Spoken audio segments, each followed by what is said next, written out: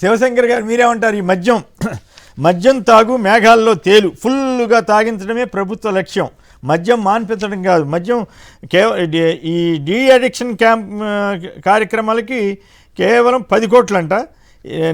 మరి అదే ఇక ఫుల్గా తాగించడం ద్వారా వచ్చే ఆదాయం 12,000 కోట్లట. ఏది 6 నెలలకి 27,000 కోట్లు టార్గెట్. రాష్ట్రంలో నిజంగా మద్యం అనేటువంటిది వాళ్ళ నాయకులకి ప్రధానమైనటువంటి ఆదాయ వనరుగా మారింది. దీనికోసము రాష్ట్ర ప్రజల యొక్క బాగోగులు కానీ ఎటువంటి ఆలోచన లేకుండా శాంతి భద్రతకు సంబంధించింది కానీ అసాంఘిక శక్తులన్నీ కూడా ఇష్టం వచ్చినట్టు రాజ్యమేలుతున్నా కూడాను ఏమాత్రం పట్టించుకోకుండా, ఇందాక ఒక వీడియో చూపించారు మీరు, వాళ్ళ MLA TDP MLA Tiruvuru MLA Kolikapudi Srinivas గారు మాట్లాడుతూ, ప్రభుత్వము అదే ఈ యొక్క ప్రజా సముదాయాల్లోనే బస్టాండ్ల దగ్గర నుంచి ఎక్కడ, నేను ఉదాహరణ చెప్తాను సార్.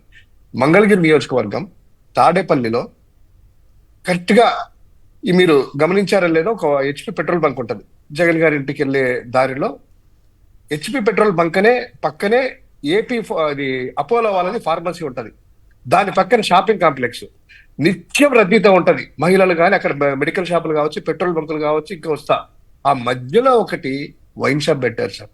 వైన్ షాప్ పెట్టించేసి బయట మెయిన్ బోర్డు పెడితే, మీరు సాయంత్రం 7 గంటల నుంచి 6:30 నుంచి అట్లా వెళ్ళండి, మెయిన్ రోడ్డు మీద అంతా పార్క్ చేసేసి అక్కడే చిన్న ఒకటి కొట్టులాగా పెట్టారు, అక్కడే పల్లీలు అయ్యి అమ్ముతూ అక్కడే తాగుతూ, నిజంగా మహిళలు కానీ ఎవరైనా కూడా ఫార్మసీకి వెళ్ళాలన్నా లేకపోతే పెట్రోల్ బంక్కి వెళ్ళాలన్నా ఆపకుండా స్ట్రైట్ గా డోర్లు బిగించుకొని వెళ్ళిపోతున్నారు. ఇది నేను ఎగ్జాంపుల్ మాత్రం చెప్తున్నాను. కొంచెం ముందుకెళ్తే అదే మంగళగిరికి వెళ్ళే రూట్ లో లెఫ్ట్ సైడ్ రైట్ సైడ్ కొంచెము తాడేపల్లి విలేజ్ అట్లా వెళ్తే ఇక్కడ అరటి తోటలు అన్ని ఉంటాయి, కొన్ని బ్రిడ్జుల్లాగా ఉంటాయి కదా, మోరీలు అంటారు. ఆ పైన కూర్చొని విచ్చలవిడిగా అక్కడే కూర్చొని బండ్లు ఆపుకొని మొత్తం కూర్చొని కూడాను అక్కడ పోలీసులు తిరుగుతారు, పికెటింగ్ ఉంటది. మొత్తం మాజీ ముఖ్యమంత్రి కావచ్చు, అదే విధంగా ముఖ్యమంత్రి గారి ఇంటికి, ప్రస్తుత ముఖ్యమంత్రి గారి ఇంటికి వెళ్ళే రూట్ కావచ్చు, ఎన్ని ఉంటాయి సార్. ఎక్కడా కానీ అదుపు అడ్డు అనేది లేదు సార్. లైవ్ నేను చెప్పేది అబద్ధమైతే మీరు కానీ ఎవరైనా కూడాను సాయంత్రం 6 నుంచి అలా తిరిగి తెలుస్తుంది.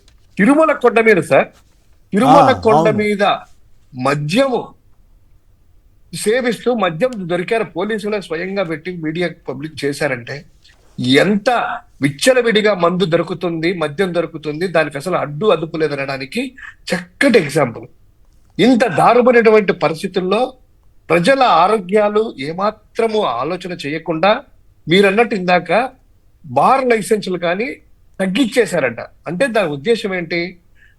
ఇంకా ఎక్కువ తాగండి, బార్ లైసెన్సులు తగ్గించేస్తే ఎక్కువ బార్లు పెట్టుకోండి, ఎక్కువ మందికి తాపించండి, ఎక్కువ ఆదాయం తీసుకోండి.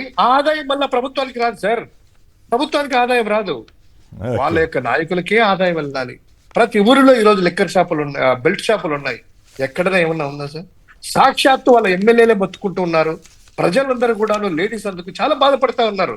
దీని గురించి అడ్డుకట్ట వేయలేకపోతే నిజంగా మహిళలు కావచ్చు, లేకపోతే ఎవరైనా కూడాను ఆ యొక్క ప్రదేశాల్లో, పబ్లిక్ ప్రదేశాల్లో కూడాను సాయంత్రం 6 తర్వాత తిరిగే పరిస్థితి ఉండదు. ఇది ప్రమాదమైనటువంటి హెచ్చరికలు సార్. ఇది చాలా ఆలోచన చేయాల్సినటువంటి విషయం. చాలా దుర్మార్గంగా ఉంది పరిస్థితులు ఇలా.